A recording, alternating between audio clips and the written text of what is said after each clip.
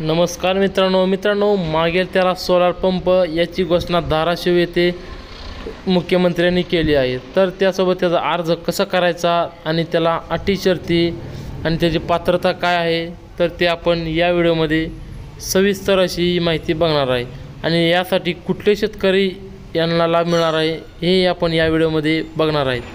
तर मित्रांनो, याचपूर्वी तुम्ही जर या चॅनलवर पहिल्यांदा आला असाल तर आपला चॅनल सबस्क्राईब करा आणि बेल आयकॉनला प्रेस करा।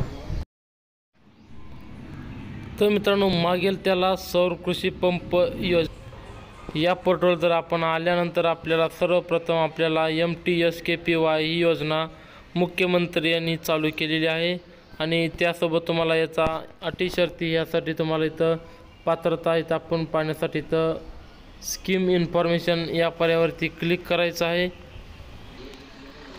याचं ठळक वैशिष्ट्य शासनाने इथं मांडलं आहे। शेतकऱ्यांची दिवसा सिंचन सुविधा व्हावी आणि त्याला शेतकऱ्यांना दिवसा सिंचन सुविधा पुरवावी म्हणून यासाठी सर्वसाधारणपणे आपल्या लाभार्थीचा याला 10% रक्कम भरायची आहे आणि त्यासोबत तुम्हाला कृषी पंपाचा संपूर्ण संच यासोबत मिळणार आहे आणि त्यासोबत अनुसूचित जाती आणि जमाती यांच्या शेतकऱ्यांसाठी लाभार्थ्यांना फक्त 100% पैकी 5% रक्कम त्यांना SC ST कास्टला भरायची आहे। उर्वरित रक्कम केंद्र आणि राज्य सरकार अनुदानित देणार आहे। तर जमिनीच्या क्षेत्रानुसार 3 ते 7.5 HP क्षमतेचा पंप तुम्हाला शेतकऱ्यांना मिळणार आहे। विम्यासह 5 वर्षाची दुरुस्तीची हमी इथं त्या कंपनीकडे आहे आणि त्यासोबत तुम्हाला वीज बिल नाही, लोड शेडिंगची चिंता नाही। त्यासोबत सिंचनासाठी दिवसा वीज पुरवठा तुम्हाला 25 वर्ष तुम्हाला मिळणार आहे। याची वॉरंटी तुम्हाला 5 वर्षाची आहे।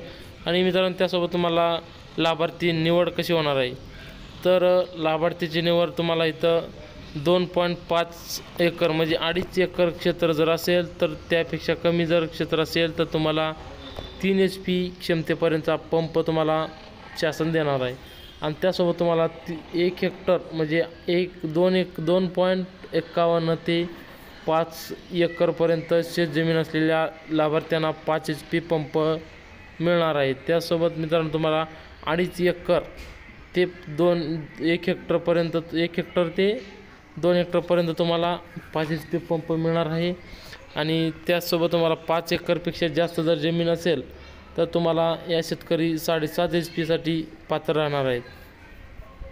तर मित्रांनो, वैयक्तिक किंवा सामुदायिक शेततलाव, विहीर, बोरवेल मालक आणि 12माही नद्या नाल्यांच्या शेजारी शेतजमीन असलेले शेतकरी देखील या योजनेसाठी पात्र आहेत। म्हणजेच मित्रांनो, तुम्हाला तुमचं जर सामुदायिक शेततळ किंवा तळ, विहीर, बोरवेल किंवा 12माही नद्या नाल्यांच्या शेजारी शेतजमीन असलेले लाभार्थी यासाठी पात्र आहेत। ज्या शेतकऱ्यांची बोरवेल, विहीर, नदी, तळमध्ये पाण्याचे स्रोत असल्याशिवायची खात्री दिली आहे असे महावितरण सुनिश्चित करेल। तथापि जलसंसाधन कामांच्या जलसाठ्यामधून पाणी काढण्यासाठी या पंपाचा वापर करता येणार नाही। म्हणजेच मित्रांनो, तुम्ही जर नदी असेल तर त्याला 12माही पाणी जर नसेल तर त्याला उन्हाळ्यातलं 1-2दा पाणी तर त्याला तुम्हाला सोलार पंपाचा लाभ मिळणार नाही। ज्या लाभार्थी शेतकऱ्यांनी अटल सौर कृषी पंप योजना 1, अटल सौर कृषी पंप योजना 2 आणि मुख्यमंत्री सौर कृषी पंप योजना याचा लाभ घेतलेला नाही तेही या अभियानांतर्गत लाभासाठी पात्र ठरतील। तर मित्रांनो, अशी अटी शर्ती आपण इथं पाहिलेल्या आहेत आणि त्याचं परिपत्रक तुम्हाला इथं GR मध्ये इथं दाखवलं जाईल। तर ते परिपत्रक तुम्ही त्या GR वरती पोर्टलवरती जाऊन इथं PDF फाईल डाउनलोड करा आणि तिथं तुम्ही जाऊन पहा आणि त्यासोबत अर्ज कसा करायचा त्यासाठी बेनिफिशरी सर्व्हिसवरती यायचं आहे, अप्लाय अर्ज यावरती क्लिक करायचं आहे। तर मित्रांनो, आता अर्ज चालू झालेले नाहीत, जेव्हा चालू होतील तेव्हा या अप्लाय क्लिक होणार आहे आणि त्यानंतर पुढं तुम्हाला सर्वे करता येणार आहे आणि त्याचा अर्जही तुम्हाला इथूनच भरायचा आहे। त्यानंतर अर्जाची स्थिती तर कसं पाहिजे तर अप्लायच्या खाली ॲप्लिकेशन करंट स्टेटस या पर्यावरती क्लिक केल्यानंतर तुम्हाला अर्जाची स्थिती तुम्हाला कळणार आहे। तर मित्रांनो, पेमेंट झाल्यानंतर म्हणजे तुम्हाला अर्ज मंजूर झाल्यानंतर तुम्हाला SMS आल्यानंतर तुम्हाला पेमेंटसुद्धा ह्याच मेक पेमेंट या पर्यायावरती क्लिक करून तिथून तुम्हाला पेमेंट करून घ्यायचं आहे.